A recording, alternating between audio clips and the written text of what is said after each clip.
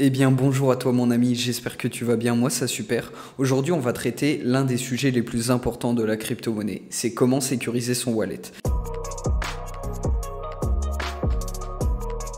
Car personne ne veut perdre ses fonds. Honnêtement, tu n'as pas forcément envie de te faire voler demain. Eh bien, il vaut mieux prévenir que guérir. On dit souvent que ça n'arrive qu'aux autres. Non, ça n'arrive pas qu'aux autres. D'ailleurs, j'ai une petite anecdote à te raconter là-dessus. Il y a un très bon ami à moi qui stockait de la crypto-monnaie sur un exchange. Et du jour au lendemain, il s'est fait dérober toute la crypto-monnaie qu'il avait sur cet exchange. Il a cru tout d'abord que c'était quelqu'un qui avait eu accès à son wallet en utilisant son code, en utilisant ses mots de passe. Eh bien non, ce n'est pas du tout le cas. Il avait un cheval de Troie sur son ordinateur, ce qui fait que le gars avait accès à toutes ses données directement depuis son ordinateur. Il s'est viré les transactions et devine quoi ?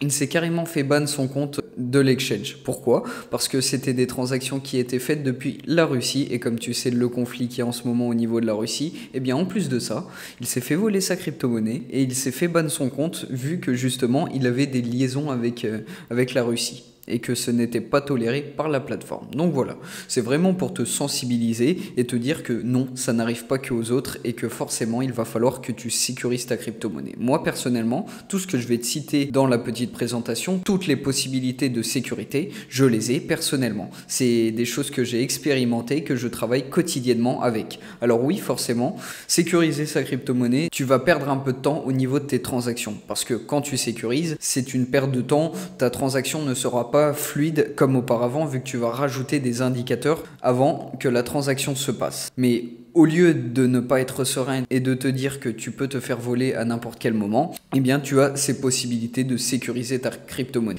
Parce que quand on a 10 euros, 100 euros sur un wallet, bon, c'est pas bien grave de ne pas le sécuriser. Mais quand tu joues ton épargne et que tu as mis énormément d'argent dans les crypto-monnaies, là ça devient compliqué. Et là tu n'as pas envie de perdre ton argent. Je voulais te dire un petit conseil, ça coule de source pour certains, mais il ne faut pas divulguer ces mots de sécurité. Comme tu sais, à chaque wallet, tu as par exemple 26 mots qui pop et qui te disent voilà, ce sont tes mots de récupération si jamais tu perds ton wallet.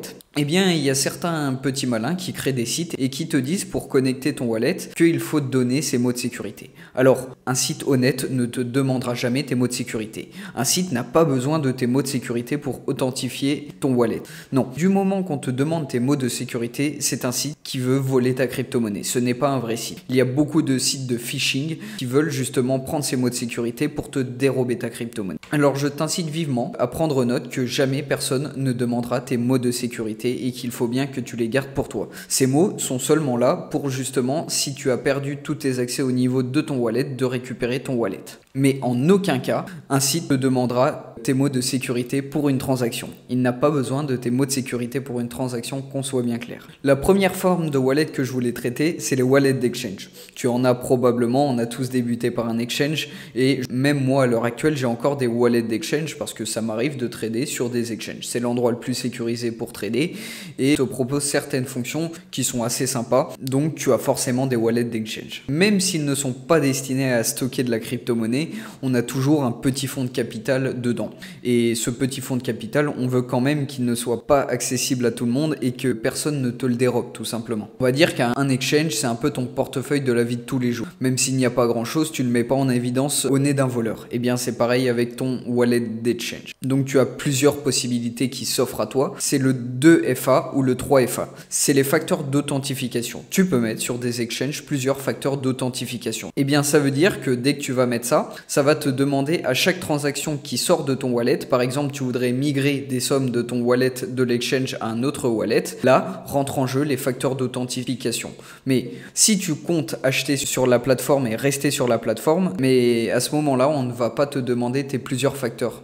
Alors, il y a plusieurs possibilités. C'est le Google Authenticator. Moi, je l'utilise. Il génère un code toutes les minutes et tu peux le connecter justement à tes wallets d'exchange. Et justement, à chaque transaction, ça te demandera ton code qui se modifie toutes les minutes. En plus de ça, tu peux rajouter un code au niveau du mail. Un conseil assez pratique, ne mets pas le même code sur ton email et sur la plateforme Exchange. Pourquoi? Parce que ça servira complètement à rien de mettre un double FA si justement ton code email et ton code de la plateforme est le même. Ce sera facile d'accéder pour la personne qui essayerait de te dérober tes fonds. Ensuite, il y a un troisième facteur que tu peux mettre en évidence et le rajouter, c'est le code de téléphone. Tu peux le rajouter facilement. Eh bien, ça te mettra un code directement par SMS et tu le rajouteras aussi pendant ta transaction de wallet à wallet et ça te permet de sécuriser globalement ton wallet d'exchange. Alors oui, forcément, si tu as l'habitude d'envoyer de la crypto-monnaie de ton wallet d'exchange à un autre wallet, eh bien ça va te demander plusieurs codes. Mais il vaut mieux quand même mettre ces facteurs d'authentification. Pourquoi? Parce que ça limite la casse et au moins la personne qui essayerait de te dérober, qui a accès à ton compte d'exchange, eh bien elle va devoir avoir ton code d'email, ton code de téléphone et ton Google Authenticator. Eh bien ça veut dire que ça sera limite impossible pour lui de te dérober des fonds. Il vaut mieux que ça se passe comme ça que tu laisses en évidence ton code et dire tiens, voilà, tu peux prendre ma crypto-monnaie. Non. Donc je te conseille vivement de mettre ces 3 authentificateurs que j'utilise personnellement. Il existe une deuxième forme de wallet, c'est le wallet externe, style Trust Wallet, MetaMask, Coinbase Wallet et bien d'autres. Il y en a énormément. Pareil, ce sont souvent des wallets utilisés pour des transactions rapides. Il n'empêche qu'ils restent susceptibles au vol des crypto-monnaies. Alors pour les sécuriser, je te conseille vivement d'acquérir dans une clé crypto-monnaie, type Ledger, type Trésor, etc. Il y a encore d'autres marques. Moi, personnellement, j'en ai une. Eh bien, tu peux la connecter directement à ton Trust Wallet, à ton MetaMask, à ton Coinbase, bref, ton wallet externe. Elle te permettra de demander l'authentification de ta clé pour chaque transaction. Ça veut dire que dès que tu vas vouloir faire une transaction sur ton wallet externe, tu vas devoir valider physiquement avec ta clé que tu as à la maison de crypto-monnaie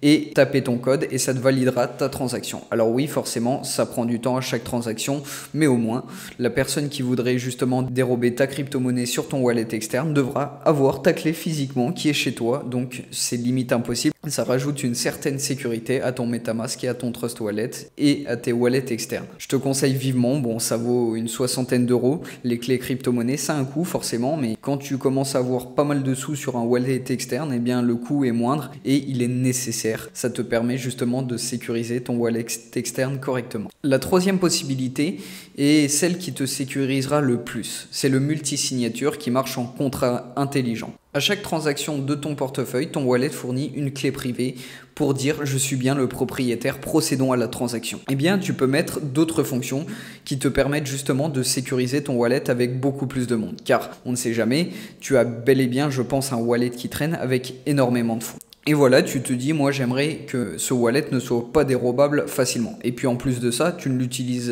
que très rarement. C'est vraiment très rare qu'on utilise à son épargne. Donc tu veux mettre une sécurité, une haute sécurité dessus. Tu as la possibilité du multisignature. Disons qu'à chaque transaction, tu veux mettre une validation de ta part, mais aussi par exemple de ton père. Ça veut dire qu'à chaque transaction qui se passeront sur ce wallet, ils demanderont une autorisation physiquement à toi, mais aussi à ton père. Tu pourrais faire ça sur beaucoup plus de monde. Par exemple, tu pourrais mettre 5 authentifications. Ça a l'aspect d'être hautement sécurisé, car même si quelqu'un débarquait chez toi et te demandait de vider ton wallet, il ne pourrait pas parce qu'il devrait avoir l'authentification de ton père. C'est un exemple, hein. Tu peux mettre un ami, n'importe qui, mais voilà, il faut que ça reste quelqu'un de confiance, car tu vas avoir besoin de lui quand tu vas devoir retirer tes fonds. Et bien évidemment, tu peux mettre à encore plus de personnes qu'une seule personne. Par exemple, tu pourrais faire un contrat avec 5 signatures, ou même bien mettre 5 signatures aussi, mais dire qu'il n'y a que 3 signatures nécessaires pour chaque transaction. Ça peut être possible. Tu peux mettre 5 sur 5 ou 3 sur 5 ou 2 sur 5, c'est comme tu veux. C'est toi qui désignes le nombre de signatures qui sont obligatoires pour procéder à une transaction. C'est beaucoup utilisé pour les sociétés qui gèrent énormément de fonds de crypto-monnaie. Tu peux l'utiliser pour toi aussi